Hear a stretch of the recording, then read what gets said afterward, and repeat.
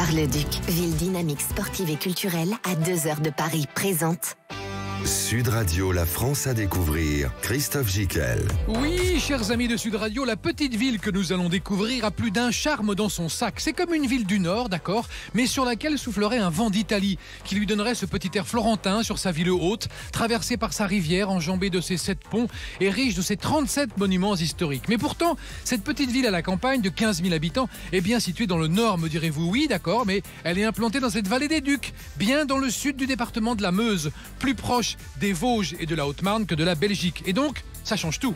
Car Bar-le-Duc, un peu à l'écart des grands axes routiers, a réussi à préserver les 3 valeurs refuges montantes et importantes des années post-Covid. Son identité, sa tranquillité et son art de vivre. C'est donc cette petite ville au milieu d'une formidable nature, boisée, cette ville de Lorraine, labellisée d'art et d'histoire que nous allons découvrir. Bar-le-Duc, 15 000 habitants, est tellement éligible à l'estampille des villes où il fait bon vivre, des villes à la campagne, des villes qui ont un charme fou et discret que nous allons vous la faire aimer, et c'est maintenant.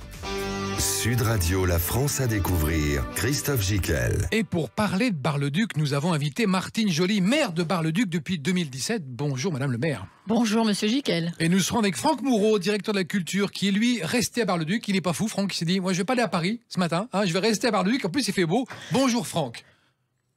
Bonjour. Et puis Stéphane Lagnel est avec nous, directeur général de Meuse Attractivité. Vous allez bien Stéphane?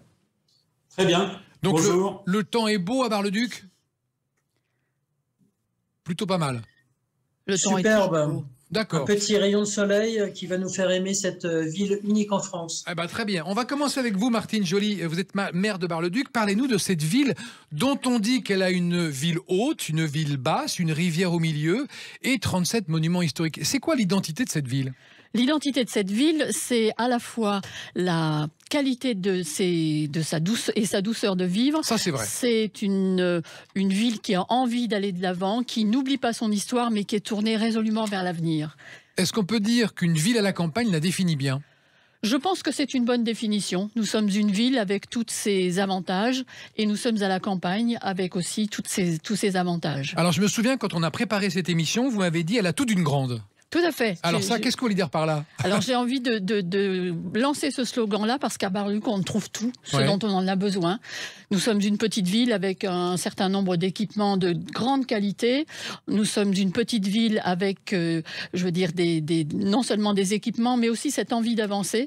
Et puis nous sommes à la fois petite par le nombre d'habitants, mais très très grande par l'envie de faire, l'envie de se faire connaître et l'envie de bien y vivre. Il y a un certain dynamisme, et je parlais dans mon introduction, une certaine qualité de vie, un art de vivre. Ça, vous êtes d'accord? Tout à fait. C'est un art de vivre intéressant à la fois pour sa tranquillité, sa quiétude, et aussi pour les relations toutes simples que nous avons avec l'ensemble des habitants. Oui, parce qu'en fait, ce qui a été un petit défaut de Bar-le-Duc hors des axes routiers est devenu une qualité aujourd'hui. C'est ça.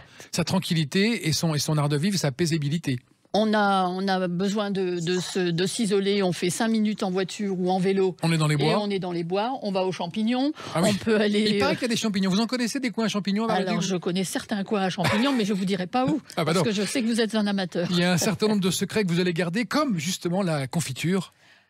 Le caviar de Bar-le-Duc, la confiture de groseille et pépinée à la plume d'oie. Ça, c'est incroyable. On va en parler dans cette émission. On parlera également d'un squelette incroyable, qui est vraiment une fierté de la ville. Une fierté de la ville et même, j'ai envie de dire, du département. Absolument. Olivier Richier, qui Oui, tend oui. son cœur vers l'avenir. Et qui était un sculpteur qu'on disait aussi doué que Michel-Ange. Tout à fait. Ça, on ne le sait pas. Franck Moureau, directeur de la culture. Parlez-nous un peu de cette culture à Bar-le-Duc. On commence déjà par les monuments historiques. Il paraît qu'il y en a 37. C'est énorme. 15 000 habitants, 37 monuments. Que se passe-t-il? Vous êtes là, Franck? Une superbe ville avec un héritage 2 fois millénaire, une cité, la cité des Ducs, qui offre un cadre de vie remarquable, qui abrite des trésors à la fois apparents. Ce sont les fameux 37 monuments historiques qui forment l'écrin, le cadre de vie des habitants aujourd'hui, et qui attirent de nombreux touristes. trésors apparents, mais aussi des trésors cachés qui apparaissent. Qui sait le découvrir? Et voici une des recettes de cette qualité de vie à Bar-le-Duc. Il suffit de porter le regard quelque part pour voir de nouveaux trésors. Et vous en avez parlé, hein, le trésor par excellence, c'est le fameux Transil décharné de Ligérichier, hein, qui au XVIe siècle était ici en Lorraine, l'égal de Michel-Ange. Et qui est où dans une église? Laquelle église? Alors, dans l'église Saint-Étienne, qui n'est autre que l'ancienne collégiale des ducs de Bar et de Lorraine. Il faut savoir qu'avant la construction du palais ducal de Nancy, les ducs résidaient ici à Bar-le-Duc. D'accord. Alors, pour préciser pour les auditeurs de Sud Radio qui ne connaissent pas Bar-le-Duc et encore moins l'écorché, c'est un squelette remarquablement sculpté qui a la particularité d'avoir le cœur dans la main. Et c'est un personnage historique qui est décédé. Alors, c'était René de Chalon qui était décédé. Prince d'Orange. Voilà, tout à fait. Et qui donc a servi, on va dire, non pas de modèle, mais en tout cas dans le symbole qui offre son cœur à l'ensemble du territoire. C'est un peu la Joconde de Bar-le-Duc. Ah, c'est une belle transition. Oui. Ah oui, je trouve. C'est notre Joconde. Stéphane Laniel, vous êtes directeur général de Meuse Attractivité. Quelle est la marque signature de Bar-le-Duc en attractivité? Moi, je crois que Bar-le-Duc, c'est une source de ressourcement après le tumulte de la semaine ou de l'année pour venir découvrir les environs à pied, à vélo, même en voiture, j'ose dire. Vous pouvez avoir une balade le matin à pied le long de l'Ornain, après avoir fait votre marché le samedi matin. Alors, rappelez pour nos auditeurs ce qu'est l'Ornain. L'Ornain, c'est le cours d'eau qui traverse la Meuse, qui traverse Bar-le-Duc. Bar-le-Duc. Déjà, on a une ville avec une rivière au milieu. Ça, c'est déjà un gros avantage.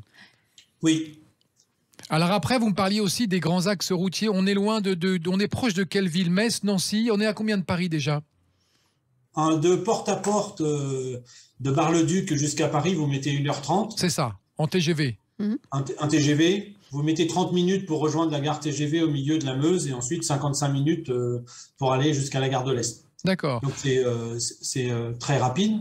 Après, en voiture, vous êtes à 1h15 de Nancy. Et puis, même jusqu'à Metz, vous êtes qu'à 1h30. D'accord. Donc, ce qui fait la force de Bar-le-Duc, c'est un petit peu ce côté isolé au milieu de la forêt, mais du coup tranquille, calme et paisible. Tout à fait. D'accord. Madame le maire, quand on a des gens qui veulent s'installer à Bar-le-Duc, vous leur dites quoi?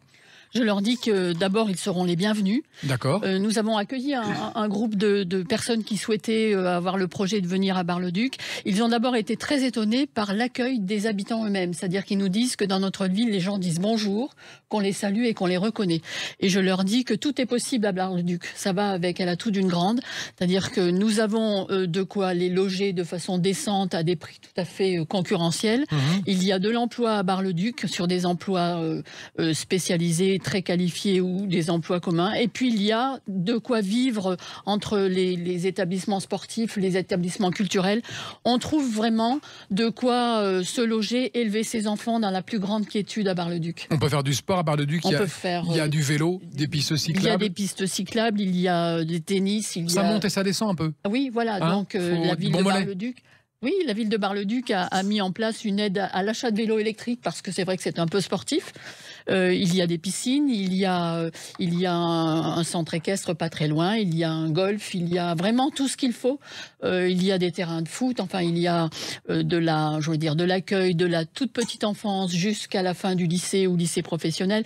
Il y a vraiment de quoi, dans cette ville, y trouver son compte et son bonheur. Alors Stéphane Laniel, vous savez que les auditeurs de Sud Radio sont des grands sportifs, des grands amateurs de vélo et de marche à pied. Donnez-nous un exemple d'un circuit qu'on pourrait faire là à Bar-le-Duc, à pied ou à vélo, que vous connaissez, qui vous tient à cœur. Un vélo, nous avons développé du cyclo-sportif. Ouais. Et à partir de Bar-le-Duc, il y a 4 boucles qui existent et vous pouvez faire 378 km. Ah oui, quand même. Donc faut être en bonne condition physique. Hein. Et en 4 fois, on n'a pas fait ça une journée. On peut payer en 4 fois. Parcours. Il y a un parcours qui est très sympathique, c'est la balade des Ducs. Oui. Le parcours fait 103 km et vous avez 1432 mètres de dénivelé.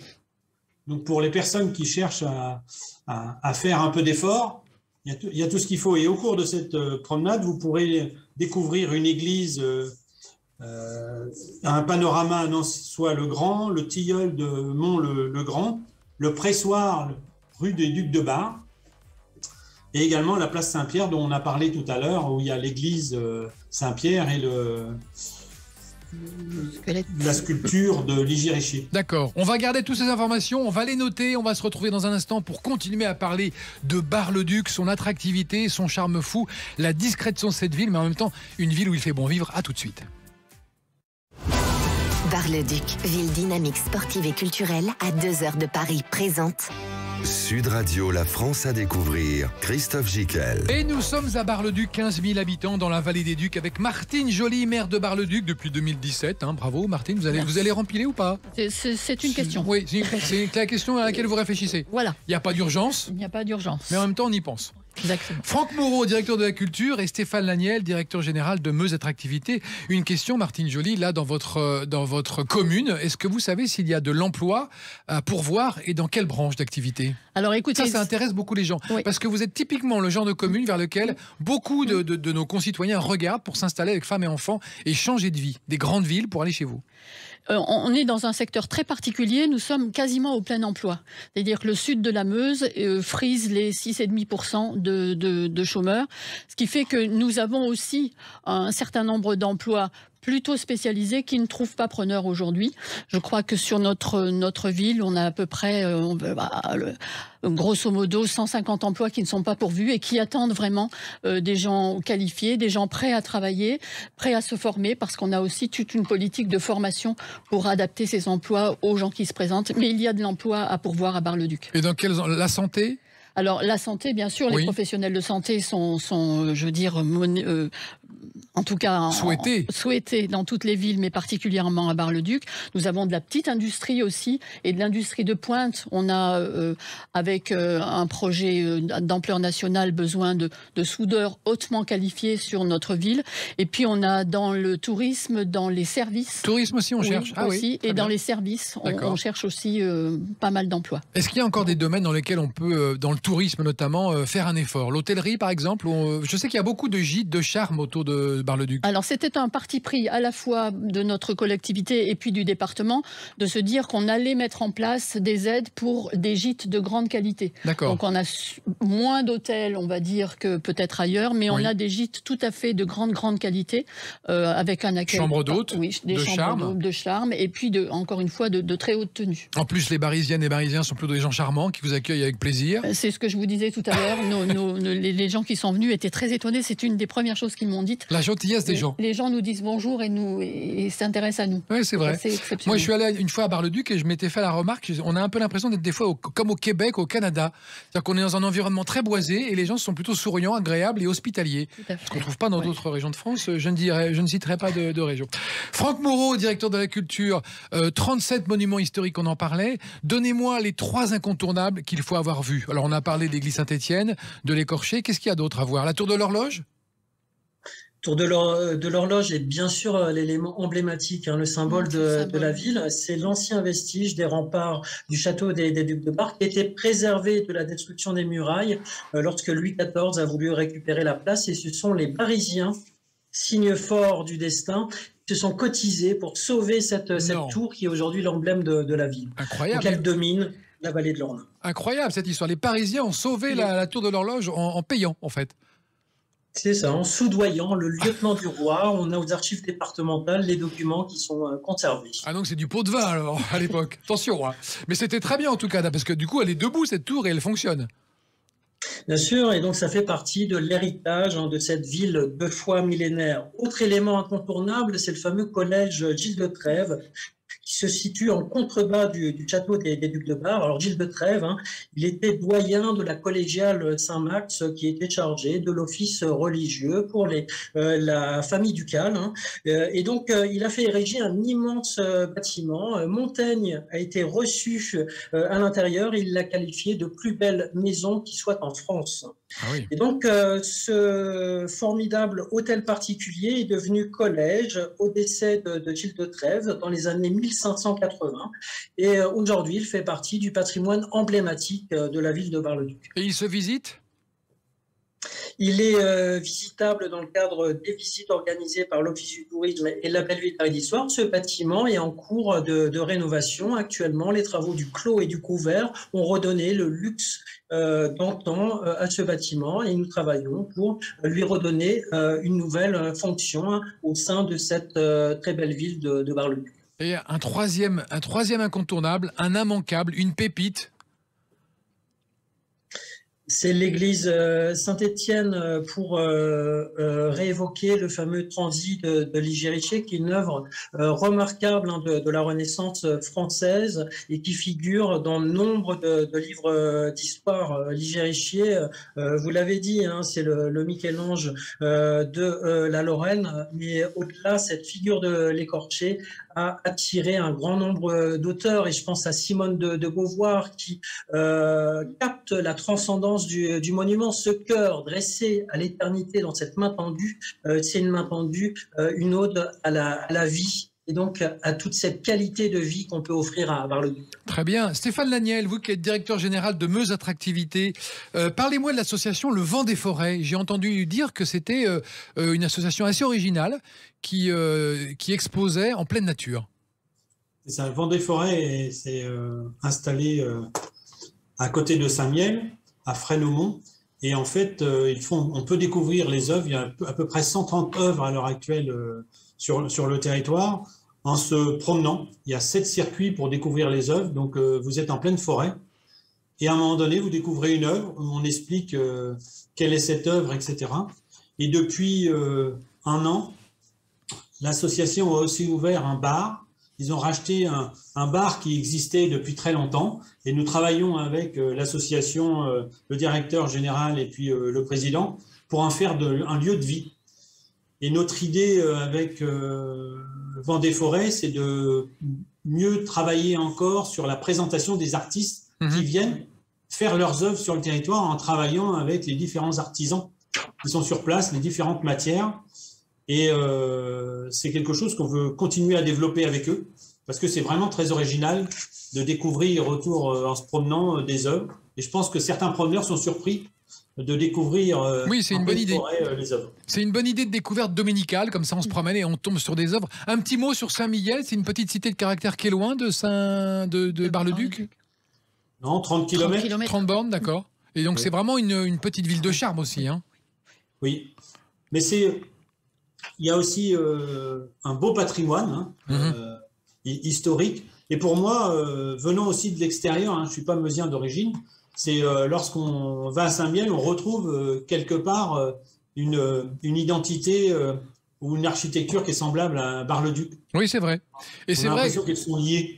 Et Stéphane, en préparant cette émission, vous m'avez dit « je ne suis pas meusien ». Et justement, j'ai ce regard que les gens n'ont plus sur leur vie parce qu'il est nouveau. Et vous avez toujours été surpris du côté très aéré de la ville. Hein. On n'est pas dans une ville compacte avec des grands immeubles. On respire à Bar-le-Duc. Il y a une grande... Comment elle s'appelle la grande artère principale ? L'avenue de la Rochelle. L'avenue de la Rochelle. Et là, l'avenue de la Rochelle, on respire. C'est très aéré.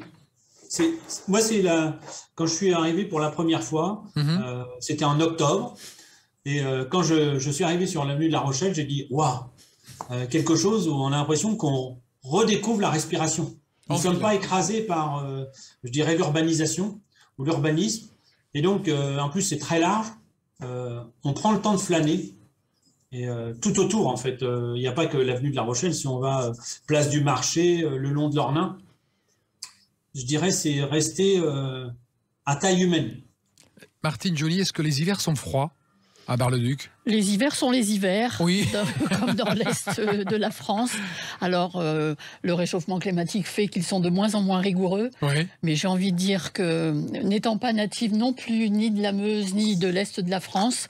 Vous êtes d'où, Madame le maire? Moi, je suis du sud de la France et plutôt vers Toulon. Ah, d'accord. Et on s'y fait très bien. Et puis, Dieu merci, nous avons, par exemple, tiens, à Bar-le-Duc, l'usine Bergère de France qui fabrique de la laine. Et donc, on peut tricoter et se prémunir du froid. Ah bah, vous me ferez un pull pour cet hiver, parce que nous, à Paris, on va geler. Hein. Est-ce que vous êtes inquiète pour votre commune sur la consommation d'électricité, sur tout ça, le chauffage, le Nous gaz? sommes, comme tout le monde, j'allais dire, inquiets et puis, oui, un peu préoccupés par d'abord les notes qui risquent d'arriver et puis sur notre consommation et sur notre, on va dire, notre projet de limiter à la fois la consommation et donc les notes qui peuvent arriver. Et puis sur aujourd'hui, cet incontournable besoin qui est de faire des économies, qu'ils soient énergétiques, qu'ils soient énergie carbonée, etc. On est en plein dedans et peut-être qu'aujourd'hui, cette crise géopolitique nous fait prendre encore plus conscience des difficultés et qu'il va falloir y travailler. Ça, c'est un souci d'actu, ça. Tout à fait. Mais à Bar-le-Duc, on a des forêts pas loin, on a du bois, donc on peut encourager les gens à se chauffer au poêle à bois.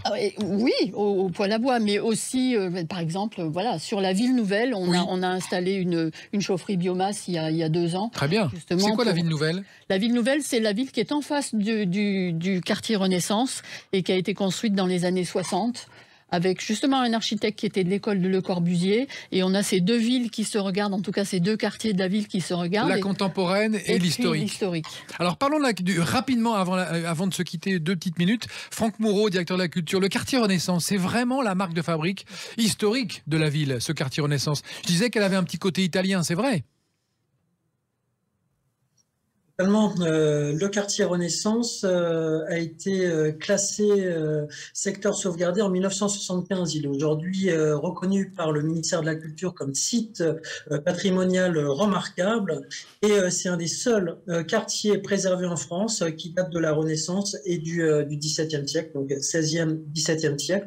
Un des seuls quartiers qui s'étend sur une aussi vaste superficie. Ici à Bar-le-Duc, quand vous regardez la vieille ville, qu'est-ce qu'on voit? On voit l'emplacement de l'ancien château ducal et ensuite tout l'espace vivrier, c'est-à-dire la ville médiévale telle qu'elle était, enceinte des remparts et dont la tour de l'horloge est le dernier vestige aujourd'hui. C'est un patrimoine remarquable, donc c'est un véritable legs pour la ville de Bar-le-Duc. Et ça, c'est un véritable enseignement en matière de développement durable. On a une ville qui est là, qui a été construite depuis le milieu du XVe siècle, et on continue à l'habiter, mais tout en lui apportant la modernité, parce qu'on n'est pas non plus dans une ville conservatoire, on n'est pas dans un écomusée. C'est une ville qui vit et au rythme du temps qui passe. Eh ben d'accord, vous nous donnerez tout à l'heure vos conseils de balade, Franck Moureau, à Bar-le-Duc, au milieu de ce quartier Renaissance magnifique. Et on se retrouve dans un instant avec Martine Joly, maire de Bar-le-Duc, et Stéphane Laniel, directeur général de Meuse Attractivité, pour continuer de vous faire aimer Bar-le-Duc dans la Meuse. Bar-le-Duc, ville dynamique sportive et culturelle à 2 heures de Paris, présente Sud Radio, la France à découvrir. Christophe Gickel. Retour dans la ville de Bar-le-Duc, 15 000 habitants, totalement éligibles à l'estampille des villes où il fait bon vivre, des villes à la campagne, des villes qui ont un charme fou, avec Martine Joly, son maire depuis 2017, Franck Moureau, son directeur de la culture, et Stéphane Laniel, directeur général de Meuse Attractivité. Madame le maire, quel est votre projet pour la ville dans les années qui viennent? Qu'est-ce que vous aimeriez, la chose qui vous tient à cœur? La chose qui me tient le plus à cœur, c'est déjà d'aménager notre ville à la fois en tenant compte de ce patrimoine et encore une fois des contraintes d'aujourd'hui. Et qu'il faut protéger. Et qu'il faut protéger. Et qui coûte cher.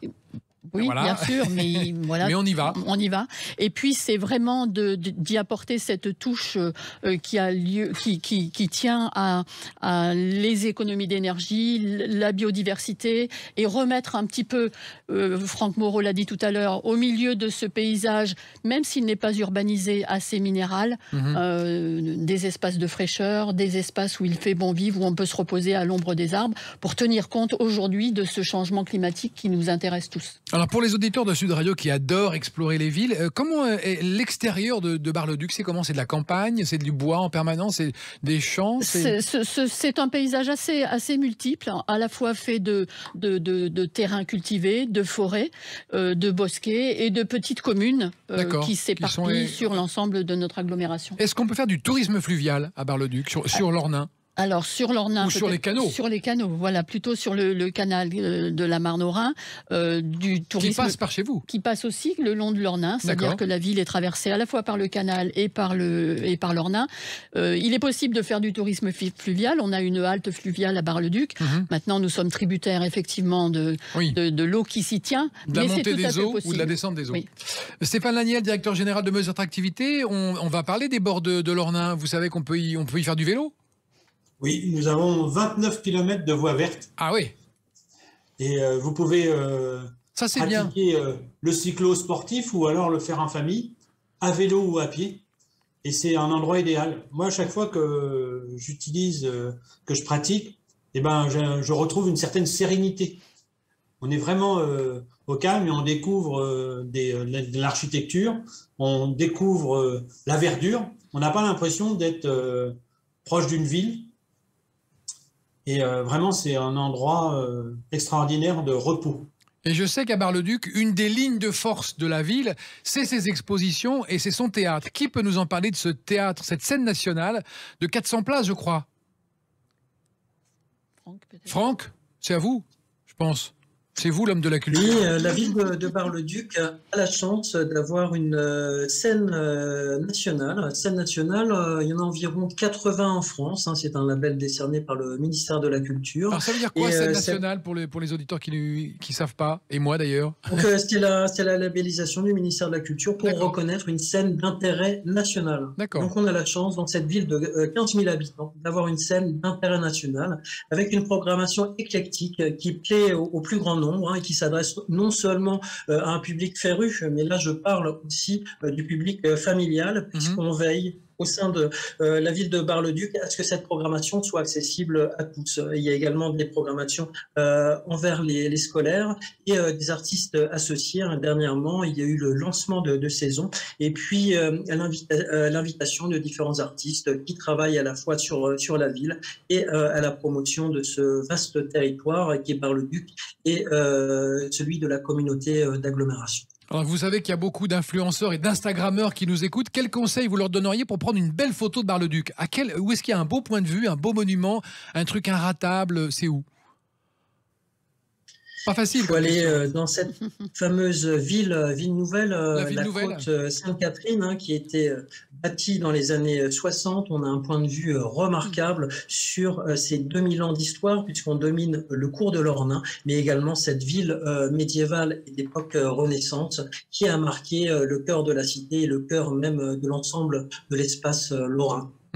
Stéphane Laniel, directeur général de Meuse Attractivité, je sais que vous êtes un grand fan de BD et que vous êtes très content d'avoir dans votre ville une exposition. Quelle est-elle? C'est l'exposition de François Schuiten qui a reçu un prix au Grand Festival d'Angoulême, qui est venu pour la première fois à Bar-le-Duc et qui a réalisé une œuvre exceptionnelle, moi je trouve. D'abord, il a dit que la ville, pour lui, c'était comme une tour de Babel. C'est vraiment, lorsqu'on regarde son œuvre, on retrouve tous les monuments, les principaux monuments de Bar-le-Duc, et avec des détails extraordinaires. Il a une soixantaine d'œuvres, dont plusieurs œuvres inédites. Et je trouve ça extraordinaire parce que ça va très bien dans sa façon de dessiner l'architecture, parce que c'est un féru d'architecture, et la présentation de la ville. Je trouve que cette exposition représente bien toutes les qualités et tout ce qu'on peut difficilement décrire par la parole, et c'est par la vue que l'on découvre parfaitement Bar-le-Duc. Vous êtes content de cette exposition? Madame le maire, vous êtes content de cette exposition? Particulièrement contente et fière parce que Schuiten n'expose pas n'importe où. Non, c'est vrai. Et qu'il a dit de notre ville le soir de l'inauguration qu'il retrouvait le romantisme architectural. Il trouvait que c'était une belle image effectivement de son travail et de ce qu'il peut exprimer. Elle est jusqu'à quand cette exposition et où est-ce qu'on peut la voir surtout? Alors elle se trouve dans la chapelle Saint-Louis, qui est encore une fois dans le quartier Renaissance, quartier sauvegardé, et elle a lieu jusqu'à la fin octobre. Très bien. Est-ce qu'il y a d'autres expositions tout au long de l'année ou des événements, rendez-vous de la culture à Bar-le-Duc? Bien sûr, chaque semaine, il y a des rendez-vous. Pas plus tard que la semaine dernière, j'ai transmis la liste des événementiels pour les 3 mois à venir. 70 événements à Bar-le-Duc. Ah oui. Et les rendez-vous forts, parlons du festival Renaissance, unique dans le reste de la France, parce qu'il associe les arts vivants et le patrimoine. Alors j'ai entendu dire qu'au début, il était dans la ville haute, maintenant il est dans la ville basse et que ça crée des tensions. Est-ce que c'est vrai ? Ça crée quelques interrogations. Je vais me permettre de répondre avant Monsieur Moreau. Vous savez, quand on change les habitudes, c'est toujours un peu compliqué. Nous avons cette année, après 2 ans de non-festival, ou en tout cas d'une adaptation de festival où on ne pouvait pas recevoir des grandes troupes, etc., penser aussi à la fois à allier le festival et ce rendez-vous incontournable de théâtre de rue, et puis essayer de remettre en vie le centre-ville et les commerçants. Voilà pourquoi notre idée était de redescendre en centre-ville pour pouvoir s'aimer et grainer nos spectacles sur l'ensemble de la ville.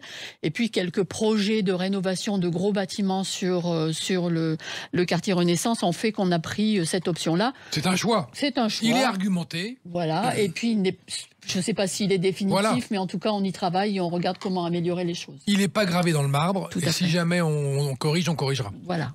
Alors ce festival, il se décline tout au long de l'année. Ça, c'est une nouveauté depuis quelques années. Avant, il était juste à une période donnée. Maintenant, c'était le premier week-end de juillet, je crois, ou le dernier ? C'est le premier week-end de juillet. Et maintenant, il se décline, Franck Moureau. Comment il se décline ? Se décline en un festival, premier week-end de juillet, inchangé dans sa temporalité depuis 1997, et puis déclinaison en saison culturelle. Finalement, ce sont les apports, le savoir-faire particulier qu'on a pu développer lors de la période de Covid, qu'on a mis au service d'un événementiel. Et donc, il y a des temps forts, des rendez-vous à différents moments de l'année qui sont estampillés Renaissance. Lorsqu'on parle d'une estampille Renaissance, qu'est-ce que c'est ? C'est tout simplement les arts vivants mis au goût du jour et en lien avec le patrimoine. Goût du jour, qu'est-ce que c'est ?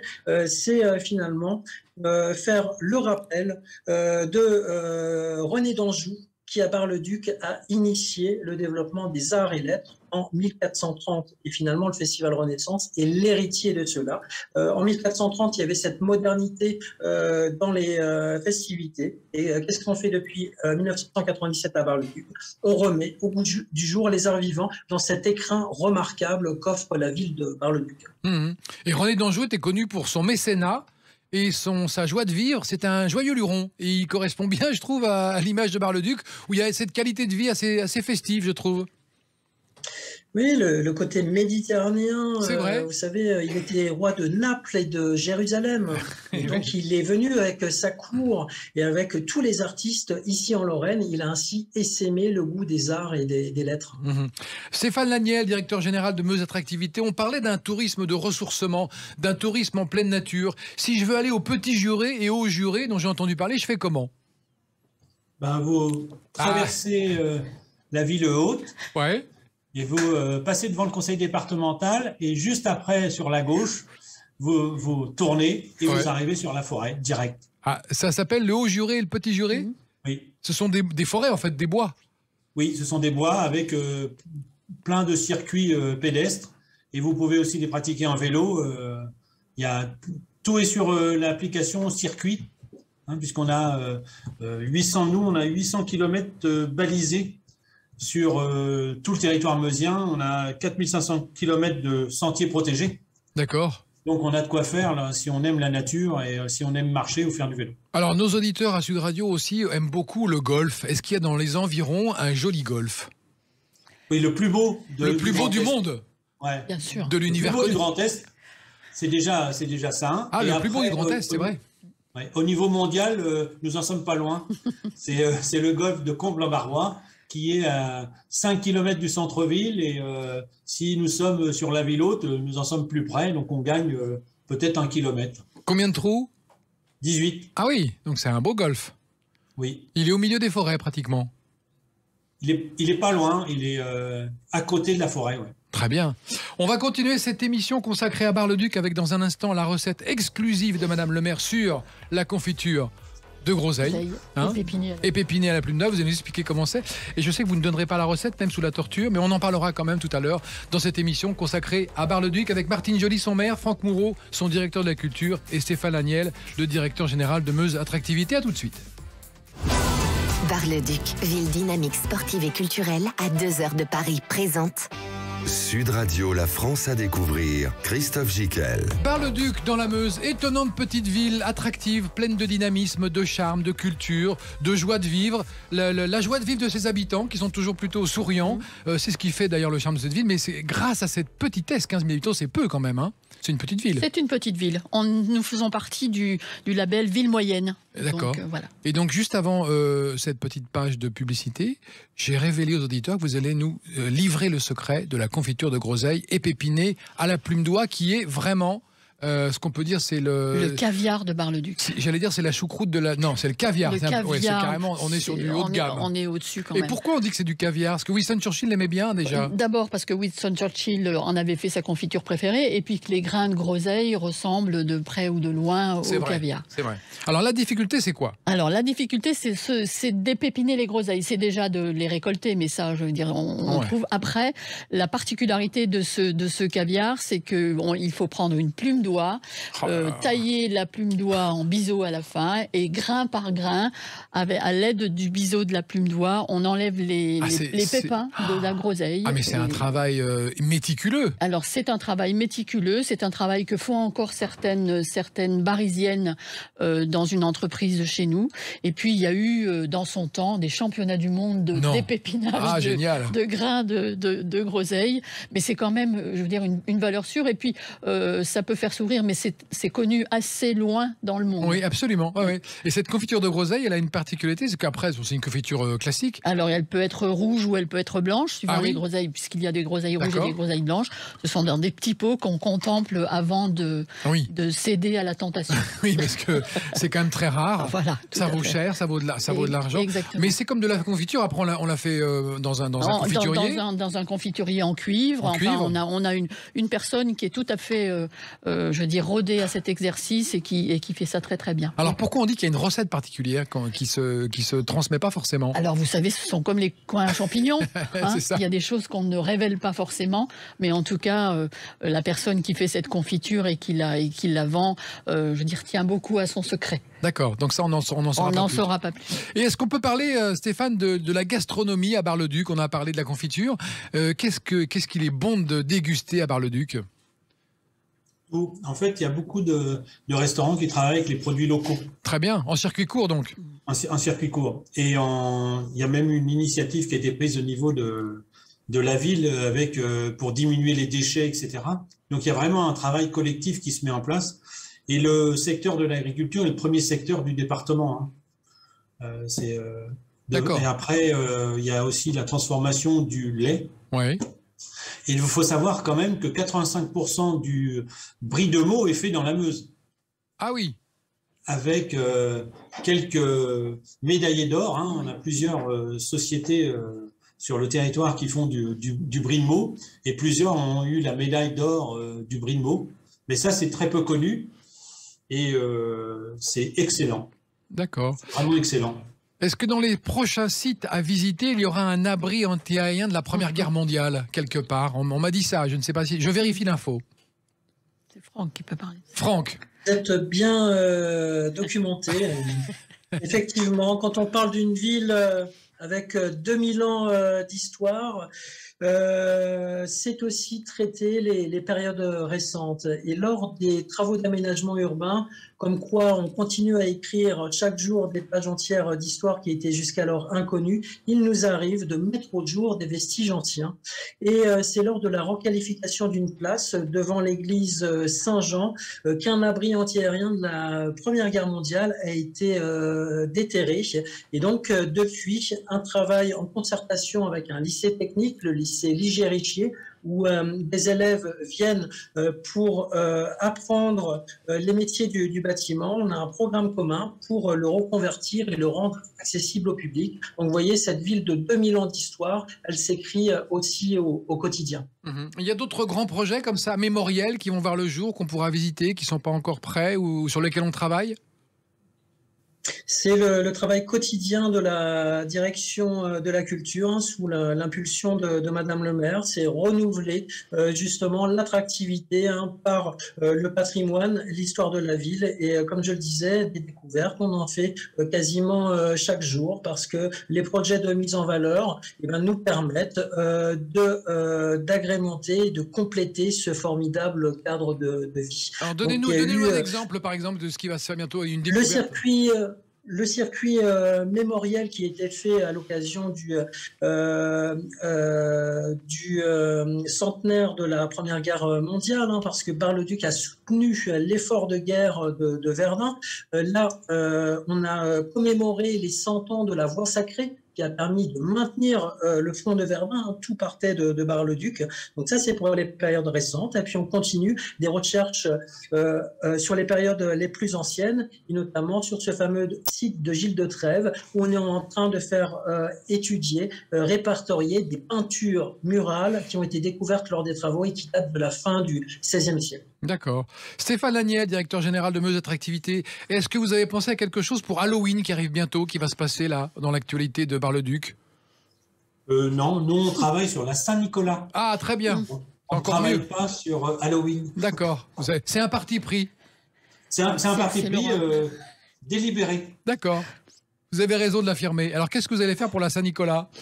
Nous sommes en train de travailler avec les différents acteurs du territoire pour présenter la Saint-Nicolas comme une fête propre à la Lorraine, et particulièrement en Meuse et Bar-le-Duc, pour faire découvrir aux différents touristes qui voudraient venir se ressourcer dans la Meuse, les différentes fêtes qui sont sur le territoire. Et notamment, on travaille aussi avec Connaissance de la Meuse, qui a plusieurs manifestations sur la Saint-Nicolas.